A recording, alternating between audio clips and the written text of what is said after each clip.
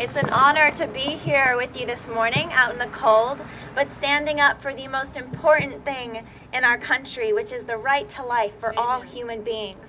And we're also standing up for the right to life of all human beings, but also for the well-being, for the protection, for the safety of our young women, of our young girls in our country today who are so often victimized. The Department of Justice says that there are approximately 300,000 children who are trafficked in our country every year.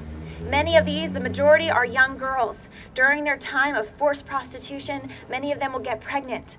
We've seen now, and our investigation has shown, the horror of the fact that one of the biggest, what they call themselves as a protector of women's health, a trusted partner, receiving over a third of their billion-dollar budget from taxpayers, that when these girls might be taken to these clinics, when these pimps might go to these clinics to get some of these sometimes free services on the taxpayer dollar, instead of protecting, instead of rescuing, we see the willingness to aid and abet. We see ultimately the cover-up of abuse, the further victimization of these young girls. I've been involved in this investigative work through Live Action now for almost 4 years. We've been doing these investigative projects.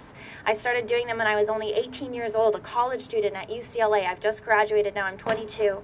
And the very first time I ever did an undercover investigation of a Planned Parenthood clinic, it was going into this clinic. I went into this clinic because I had heard information, I had read reports, I had read a study from 2002, I had heard about the court cases of young girls who had actually been sexually abused. I was looking into this information and I found out these disturbing information that Planned Parenthood, the biggest abortion chain in our country, when confronted with abuse victims, where their abuser would take them in to cover up the evidence of the crime, instead of immediately reporting it as they're required to do by law in many of these states, instead of trying to protect that young girl, they would take the $500 or the $600 from the predator and send her right back into the arms of the abuser, even if they know that she had been abused, even if they knew her age and the age of this sexual predator. So the very first time I went and did an undercover investigation, posing as a 15-year-old, saying he was much older, he's 24, what do I do? Immediately, the first Planned Parenthood staffer I ever interacted with told me to lie about my age, told me that they wouldn't report it, ultimately told me that they didn't care. And we've found this again and again now across the country. Ultimately now we found it in 17 different clinics across the country, the abuse cover-up, and then in the latest 7 clinics, the willingness to aid and abet the trafficking of young girls. We've seen again and again that this organization operates under a sick code of confidentiality, that instead of really caring about protecting women, about the rights of women, about caring for women, instead they're concerned with ultimately their abortion-first ideology, that when a woman comes in, whether it's an abuse victim, whether it's even a traffic victim, their concern is expediting that abortion process and covering up that abuse, pocketing the money from that abuser, and going on about with business as usual. The last 7 videos that we've released now are some of the most severe. In the last month, in the last several weeks, we've been releasing these videos, 7 different videos, 4 different states. Washington, D.C., we released in the latest video, we're from Virginia, from New Jersey. We've been releasing these videos and they show from New York. They show our actors posing as traffickers, saying that they are traffickers. You know, they're trafficking girls as young as 14 and talking to Planned Parenthood staffers, managers, practitioners, supervisors, staffers at all levels of the organization. And they say, we're managing these girls, we're doing sex work, they're 14, they're 15, asking for secret abortions, secret powerful hormonal drugs to put the little girls on to keep them on the street.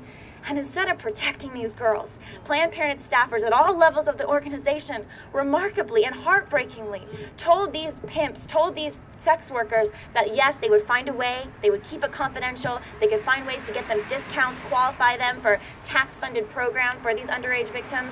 And even in one clinic, the manager went on to give business advice to the sex workers, telling them how they could maximize a profit off of these young girls after they had been the victim of an abortion, after they had gone in for an abortion and they were hurt by their abortion, in order to keep them be sexually active to make money for them, ways that they could do that. The woman very, very just disgustingly, heartbreakingly told the pimp, the manager of the clinic, waist up, telling the pimp to use the girls for sex, waist up, while they're recovering from a secret abortion.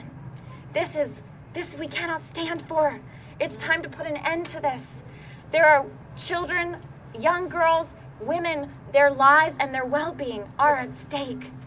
Young people across our country are increasingly pro-life, and young people across our country are also increasingly becoming aware of this, and they're standing up. They're saying enough is enough.